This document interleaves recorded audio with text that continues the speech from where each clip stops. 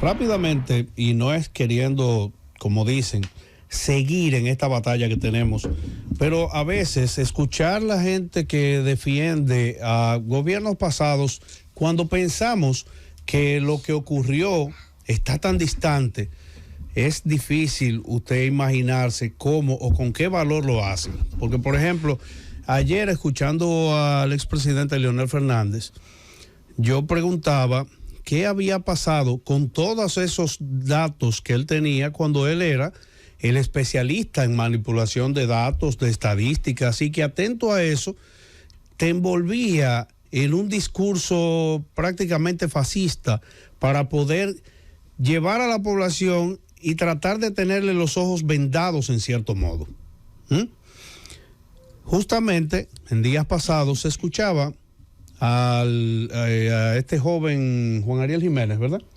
El hijo de don Felucho Jiménez, que estuvo aquí con nosotros en el gobierno de la mañana y que planteaba diciendo que la media del precio del petróleo en los gobiernos de Danilo Medina era de $93. Cuando nosotros buscamos los datos basados en las cifras del periódico El Dinero desde el año 2015, donde el petróleo se situó en $48 el barril. Y estando a $48 en ese ámbito y hasta 2017, cuando fue con donde llegó a 1.68, estaríamos hablando de que la media es muy por debajo de la mencionada. En ese momento, los precios de los combustibles siguieron igual de caros que como nosotros los conocemos.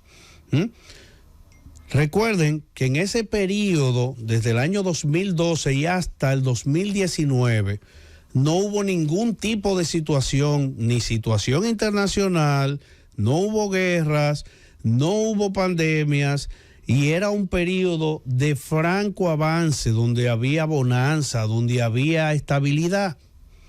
Y aquí, como si nada hubiera pasado, usted veía que el precio del petróleo se mantenía, pero aquí los precios se mantenían caros.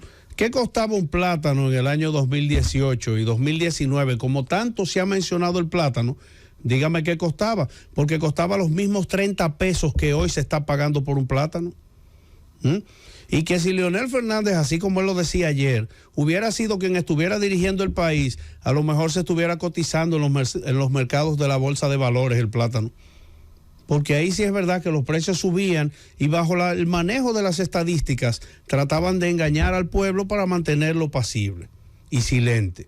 Él olvidó que fue su gestión donde se privatizaron las empresas del Estado, donde el Estado perdió la facultad de lo que era el manejo del azúcar, porque se cerraron los ingenios azucareros.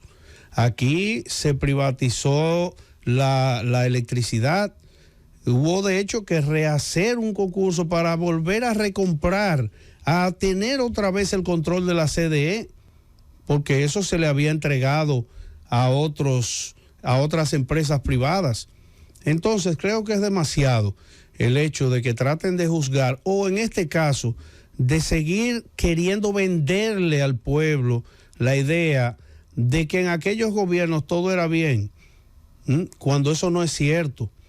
En aquellos momentos donde usted veía que funcionarios públicos se encargaban de tener la cachaza, de meterse en escándalos enormes y que no podían ser cuestionados, bien recordamos la ley aquella que quería promulgar Radamés Camacho, cuando él decía que quien dijera o quien ofendiera a un funcionario o lo cuestionara, lo iban a mandar a someter. ¿O aquí se nos olvidó eso? Entonces, como no se nos puede olvidar eso, también tenemos que hablarle de frente al pueblo, pero sobre todo a ese grupo de farsantes que andan por ahí, pintados, y que hoy en día quieren venir a venderle al Estado, al país, una cosa como si viviéramos en una época de terror. Alguien decía que el PRM trata de mostrar que el país avanza desde el 2020 en adelante, y eso no es así. Eso no es así. Porque resulta que, recuerden ustedes, el PRM asume en medio de una pandemia, en medio de un Estado quebrado, en medio de una economía que se quedó en cero, y que aunque hoy en día Hay obras que sí hay que reconocerlas, fueron hechas por otros gobiernos, pero que se ha mantenido lo que es la continuidad del Estado. Si hay algo más que debemos ver, tenemos que señalarlo desde ahora. Llévatelo, Cundo.